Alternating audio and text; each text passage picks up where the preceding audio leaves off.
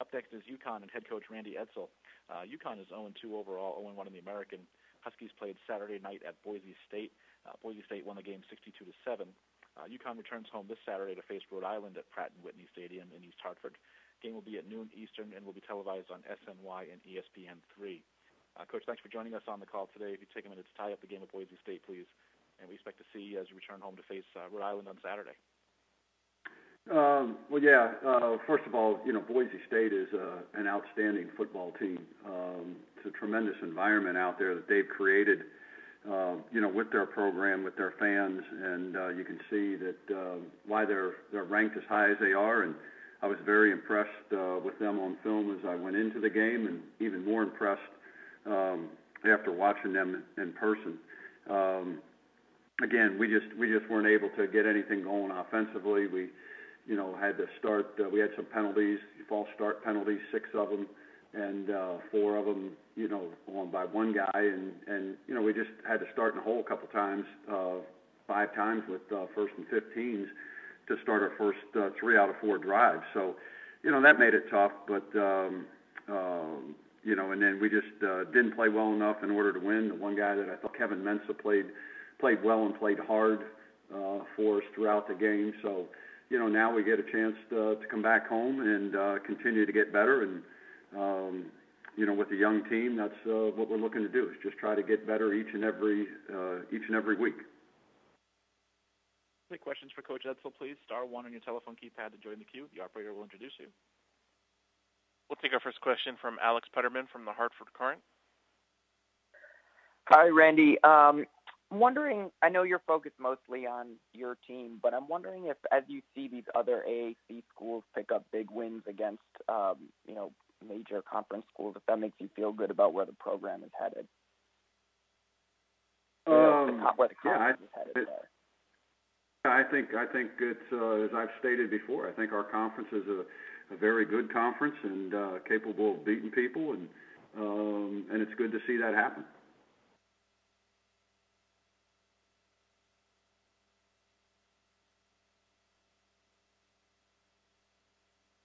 Thanks.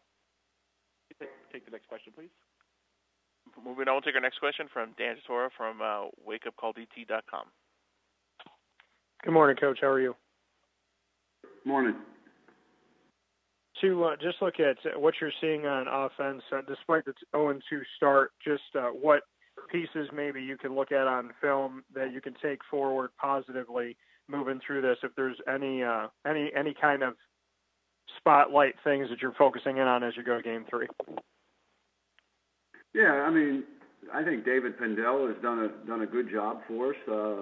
Last week, we played a team against Boise State that's really good, and they can really run. They're really aggressive, and they did some things against us that didn't allow us to move the ball. We did some things that hurt ourselves. So, again, all we're going to continue to try to do is just continue to utilize the young men in our program and utilize their strengths as we go into each game and we analyze the opponent that we're playing and continue to develop and move our offensive team and our defensive team, special teams ahead.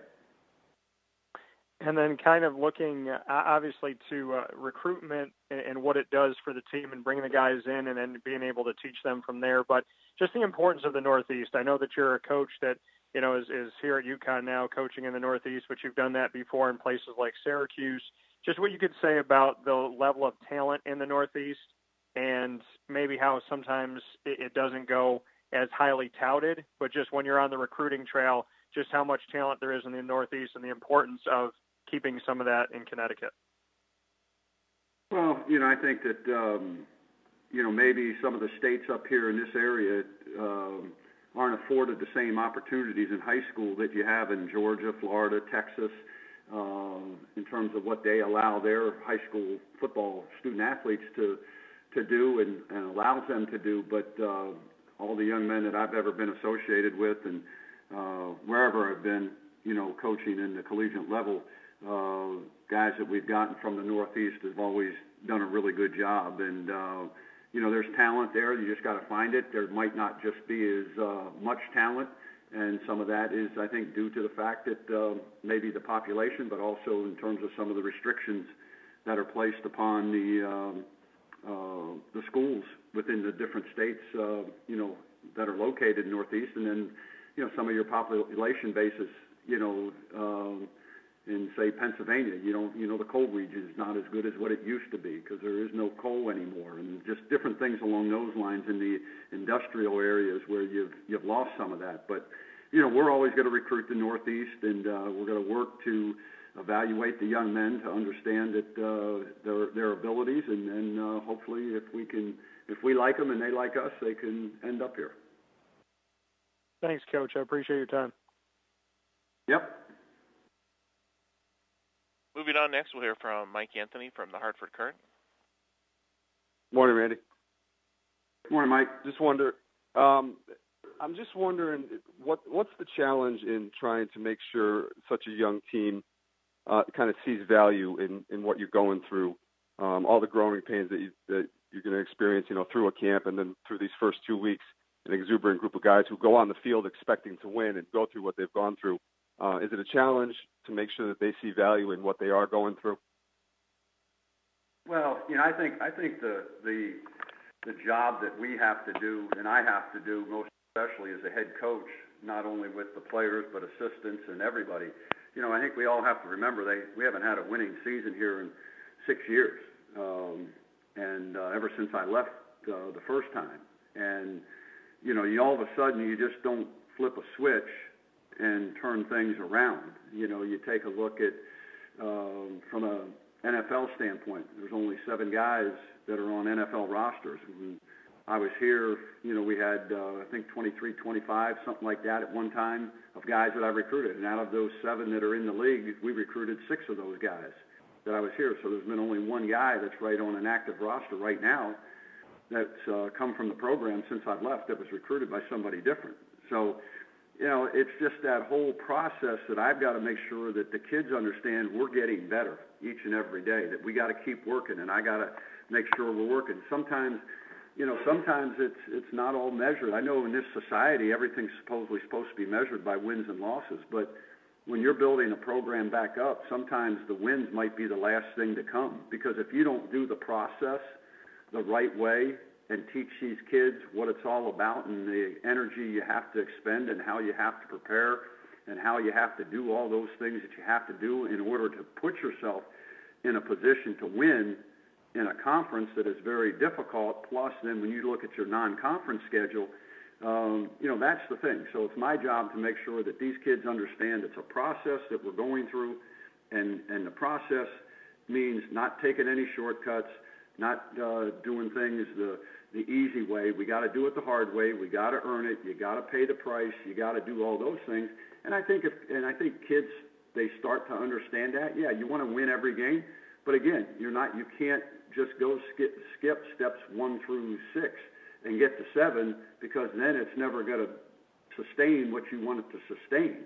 And especially with some of these young guys as many as young guys as we have, it's one of those things that you might have been most of them shouldn't even be playing right now, but because of the situation that we're in, they have to be playing. So that's the challenge for me, for me to stay patient and for me to make sure that I don't show the frustration from the standpoint that, hey, this is a process, and the process is that we've got to get better. I've been through this many, many times in a lot of programs that I've been involved with, and this is no different. But it's not what people were used to here,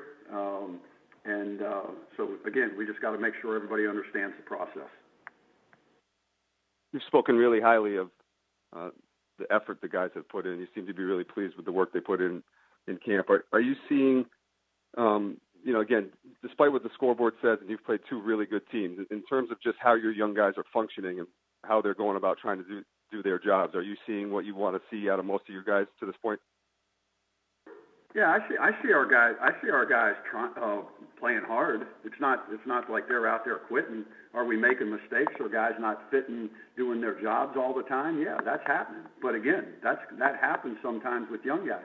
I had a chance to catch a couple of the NFL games yesterday, and you sit there and you take a look and you see in the NFL, you see a lot of these rookies. There's not a lot of rookies even starting in the NFL. you know. So, and these were the guys, first-round draft choices and all that stuff. Some of them are just playing special teams. So, you know, again, we have 70% of our rosters, scholarship rosters, is freshmen and sophomores, and guys playing for the first time. So, yeah, there's going to be some mistakes. David Pindell's only started 6 games in his whole career.